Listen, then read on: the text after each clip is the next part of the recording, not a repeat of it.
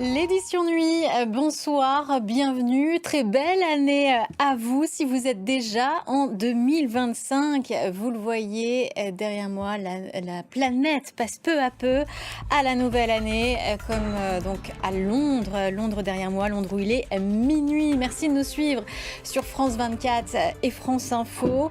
On regarde tout de suite les titres de votre journal. La nouvelle année, donc, après Paris, il y a une heure, c'est Londres qui passe en ce moment le cap de 2025. La fête également en France. Paris s'est enflammé à minuit pile sur l'Arc de Triomphe.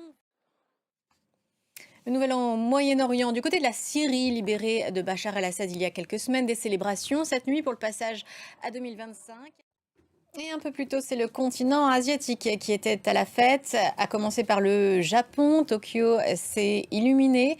Mais dans la région, c'est Hong Kong qui a célébré tout simplement le plus beau réveillon de son histoire. Image commentée par Cécile Galuccio.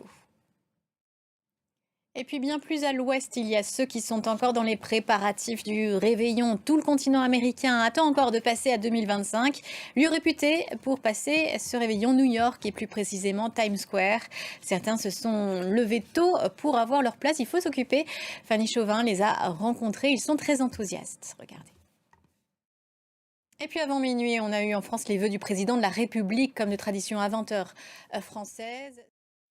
Autre message de dirigeant, c'était en Afrique, sauf que cela a concerné la France. Dans son allocution à la télévision, Alassane Ouattara a annoncé que la Côte d'Ivoire allait reprendre possession de la base militaire française d'Abidjan. Et puis dans ses vœux, Volodymyr Zelensky a lui souhaité à l'Ukraine une victoire sur le champ de bataille et à la table des négociations.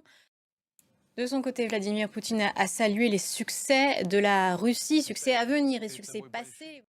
Et 2025, déjà 5 ans depuis l'épidémie de Covid. Ces derniers jours ont été l'occasion d'une passe d'armes entre l'Organisation mondiale de la santé et la Chine, l'OMS ayant redemandé à Pékin des informations sur l'origine de la maladie. La Chine qui s'est défendue ce mardi, estimant avoir tout partagé sans aucune restriction. Le récit d'Anna Pereira.